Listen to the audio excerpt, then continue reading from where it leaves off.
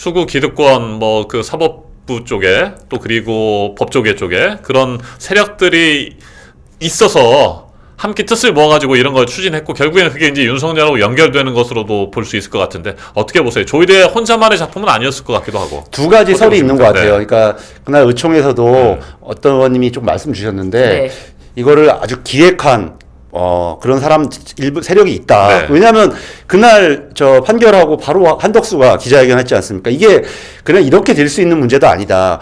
왜 그러냐? 한덕수가 무슨 세력이 있습니까? 돈이 그렇죠. 있습니까? 네. 조직이 있습니까? 이게 다 같이 연결되어 있다라고 보는 아주 저는 유력설이라고 생각을 하고요. 근데 어제 조금 또 만난 분들은 조이대 스스로가 이거를 기획하고 밀어붙였다. 뭐 이렇게 보는 시각도 일부 있습니다. 그래서 저는 뭐 네. 저희들이 확인할 수는 없는 거지만 우리들이 확인할 수 있는 거는 일련의 과정들을 볼 때 이게 저는 제 판단은 조이대 혼자만의 생각, 혼자만의 뭐 추진력 이렇게 보여진 도저히 않는데 우리 신 변호사님 생각은 어떠세요? 저도 어떻게 혼자서 이 모든 거를 계획하고 그리고 한덕수의 그 절묘한 타이밍 정말 투명하고 맑지 않았습니까?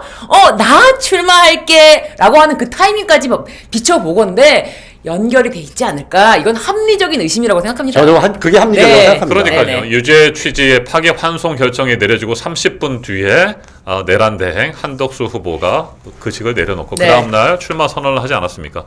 어쨌든 간에 그 진실은 또 우리가 밝혀야 되지 않겠습니까? 밝혀야 국회에서 되죠. 해야 되는 것이고 조이대 대법원장에 대한 청문회도 필요한 것이고요. 14일 날 네. 우리가 청문회가 의결되어서 여러 20여 명이 넘는 분들, 뭐 증인과 참고인들이 아마 지금 나올 예정인데 모르겠어요. 조이대 대법원장이 수석할까요? 저는 안 나올 거라고 생각을 합니다. 이 사람이 나올 배짱이 과연 있겠습니까? 그리고 또 본인은 스스로 뭐 이건 뭐 사법부 독립 침해다 이렇게 네. 주장을 할 것 같은데 저는 나와야 된다고 생각합니다. 나와서 본인이 왜 그렇게 됐는지에 그렇죠. 대한 판결 이유도 설치하고 그런 부분들 이게 침해가 아니라 우리가 서로 간에 상호 견제라고 한다면 그렇습니다. 그런 부분에 대해서 네. 명백하게 밝히는 것이 정당한 모습이다 이렇게 생각해요. 그리고 또 본인이 잘못 판단했다고 한다면 당연히 그 부분에 대해서 인정하고 네. 사과하거나 사죄할 필요도 있는 것이고요. 그러니까 제가 네. 말씀드렸던 그 코트넷에 올리셨던 그 판사님들의 분노 보도 영상이 있습니다. 요거를 좀 한번 함께 보시죠. 좋습니다. 잘 네. 들어보시죠. 서울중앙지법의 김주옥 부장판사는 법원 내부망에 내심의 의사는 외관을 통해서 추단할 수밖에 없다며 개별 사건의 절차와 결론에 대법원장이 이토록 적극 개입한 전례가 있었냐고 물었습니다. 김 부장판사는 대법원 광속 판결과 반발 등을 언급하며 이번 대선에서 조이대 대법원장이 이재명 후보의 최대 정적으로 부상했다.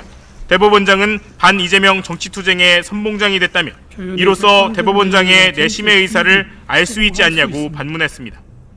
그러면서 사법부의 정치적 중립성이 해명할 수 없는 의심을 받게 된 것에 대해 조이대 대법원장은 사과하고 사퇴해야 한다고 촉구했습니다. 네. 김 판사는 또 자, 대법원장의 여기까지만 들어볼게요. 네, 그 이후에도 문장이 아주 이어지는데. 명문입니다. 명문. 네, 김주옥 판사, 진짜 아하. 주옥 같은 글을 남기셨죠. 사과하고 사퇴해야 한다라고 아주 강력하게 얘기를 했고요. 부산지법 동부지원의 노행남 판사도 이렇게 얘기를 했습니다. 사법부 독립과 법관의 직업적 양심을 정치 한복판에 패대기 친 조이대 대법원장만이 아니라 그를 따른 9명의 대법관에 대해서 놀랐다라고 적었고요. 이러고도 당신이 대법관이냐 이렇게 직격을 했습니다. 네, 참.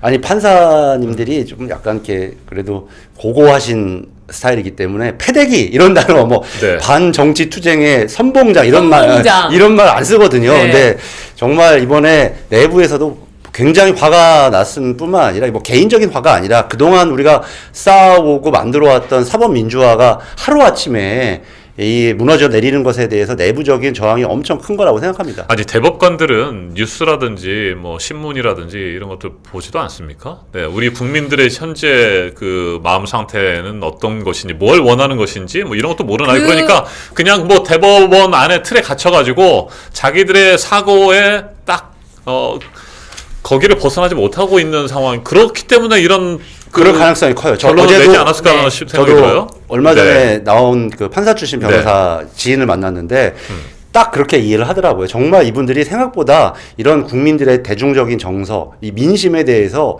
무관심하거나 잘 알지 못합니다. 사회적 변화에 대해서 맞습니다.